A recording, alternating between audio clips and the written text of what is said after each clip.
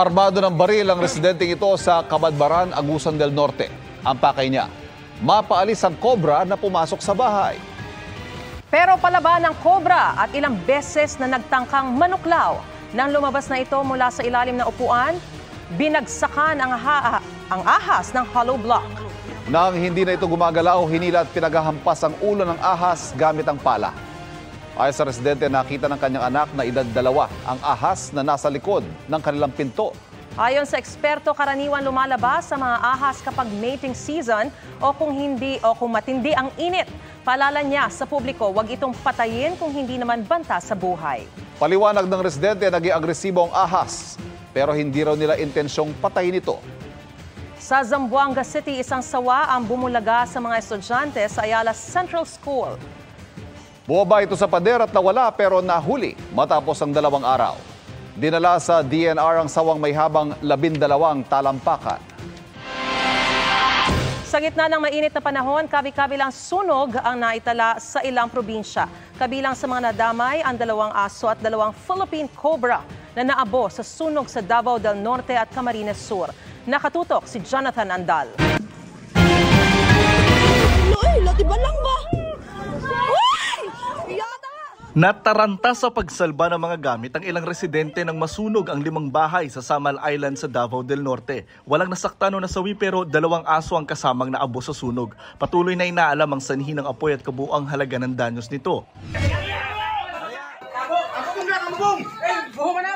Nilamon din ng apoy ang nasa 10 bahay sa Barangay Bapor sa Masbate City. Nadamay sa sunog ang 2 classroom ng kalapit na eskwelahan.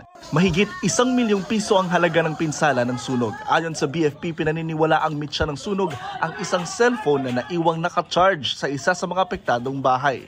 Lagi natin i-check yung mga appliances natin sa bahay. At kung alis tayo, siguraduhin nakatanggal ito sa saksakan. Nagkasunog din sa provincial capital ng Camarines Sur sa bayan ng Pili. Tinatayang hanggang 10 metro ng Pili Grove ang napinsala at may nadamay pang 2 Philippine Cobra. Pagsisiga ang tinitignan sanhi ng sunog. Nagka-grass fire naman sa Taal Volcano Island. Ayon sa BFP San Nicolas, pinaniniwala ang nagmula ang apoy sa naiwang pinaglutuan ng mga caretaker sa palaisdaan ng Taal Lake. Inaalam pa rin ang kabuang lawak ng pinsala. Ayon sa FIVOX, wala naman silang aparato na nasira dahil sa insidente. Para sa GMA Integrated News, Jonathan Andal, nakatutok, 24 oras. Good news sa mga motorista, may aasahan ulit na oil price rollback sa susunod na linggo. Sa tansya ng kumpanyang Uni-Oil, bababa ng 70 hanggang 70 sentimo ang presyo ng kada litro ng diesel at 50 hanggang 70 sentimo sa kada litro ng gasolina. Ayon sa Oil Industry Management Bureau ng Energy Department, bunsod ito ng inaasahang paghupa ng tensyon sa Gaza at pagtaas ng oil stocks sa Amerika. Nakatakdang ilipad sa Saudi Arabia ang conjoined twins mula Davao del Norte. Libre silang pauoperahan ng gobyerno ng Saudi Arabia para mapaghiwalay. Nakatutok si Von Aquino. Magkadikitang tiyan at iisang atay ng 1-year-old conjoined twins na sina Akiza at Aisha Yosof mula Panabos City, Davao del Norte. Ayon sa kanilang ina, pagkasilang sa mga anak noong December 2022, humahanap na sila ng tulong para mapaghiwalay ang dalawa. Sobrang hirap po, ma'am, lalo na po pag nagkakasakit po sila. Kasi sabay-sabay po. Minsan po naiisip ko po na sumurrender, ganun po, pero hindi ko po talaga ginawa. Pagtungtong ng 5 months ng kambal, isang Saudi national na pinuno ng Islamic Foundation ang tumulong sa kanila. Nakita po kasi nila yung bata sa CCTV. Yun, nagtuloy-tuloy na po yung tulong niya po. Nirecommend niya po kami dun sa government po ng Saudi.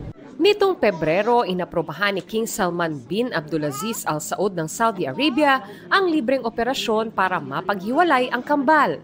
All necessary services and procedures for Akiza and Aisha Yusuf operation as well as transportation through a medically equipped evacuation plane, accommodation and hospitality for their relatives during their treatment period will be under the state expense. Sobrang nagpapasalamat po ako sa kanila. Sobrang saya ko po. We support this humanitarian action of the Royal Embassy of Saudi Arabia and the Kingdom of Saudi Arabia very much. and we appreciate it. Ang kambal na sina Akiza at Aisha ang ikalawang Filipino conjoined twins na tinulungan ng Saudi Arabia. Bukas nakatakdang ibiyaya sa Saudi ang kambal. Para sa GMA Integrated News, Von Aquino, nakatutok, 24 oras. Hindi na matatanaw ang Mount Fuji na sikat na photography spot na yan sa Fujikawa Guchiko sa Japan. Nilalagyan na kasi ito ng mataas sa harang. Ayon sa mga lokal na opisyal doon, marami ang nagreklamo sa mga naiiwang basura at ginagawang illegal parking ng ilang turista. Nais sila mapigilan ng overcrowding doon ng mga turista. Kasunod ng mga paulit-ulit na panghaharang at panghaharas ng mga barko ng China sa mga barko ng Pilipinas, dapat daw na ihayag ang pagiging illegal ng 9-dash line na sinasabing basehan ng China sa pag-angkin sa karagatang sakop ng Pilipinas ayon sa DFA. Nakatutok si June Veneracion.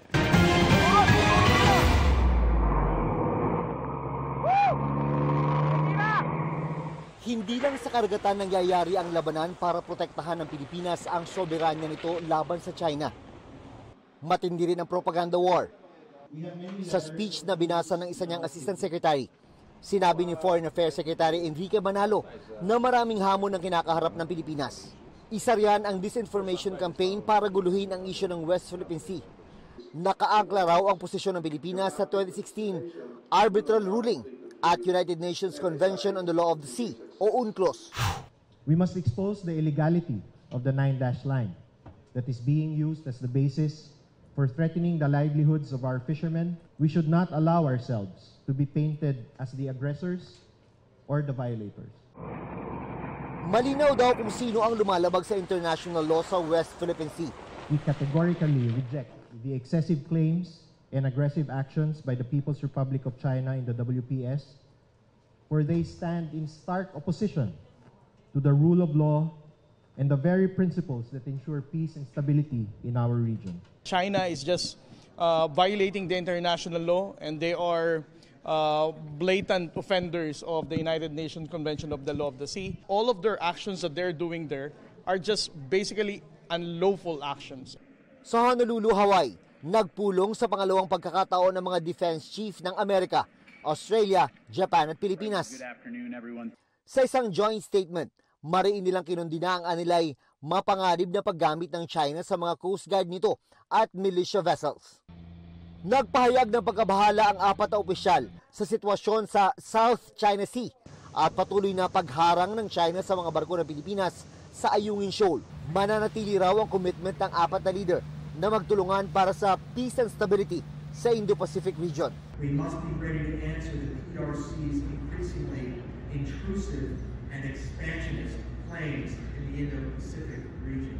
Para sa GMA Integrated News, June Veneracion, nakatutok, 24 oras. Dalawang naiulat na sugatan sa nasusunog na residential area sa Barangay Moonwalk, Parañaque City. Ayon sa Bureau of Fire Protection, pahirapan ang pagapula dahil nagkakaubusan na ng tubig. Pasado alas 2 ng hapon ang itaas ay 3 alarmang sunog. Damay naman ang isang warehouse ng construction supplies. Patuloy na inaalam ang sanhi nito. Damay sa matinding init ngayon ang mga alagang hayop. Sa Negros Occidental, mahigit 11,000 hayop na ang apektado. Sa Cotabato, nasa 300 bibe ang namatay. Nakatutok si Bernadette Reyes. Ganito na ang sitwasyon ng ilang alagang hayop sa Talisay City, Negros Occidental.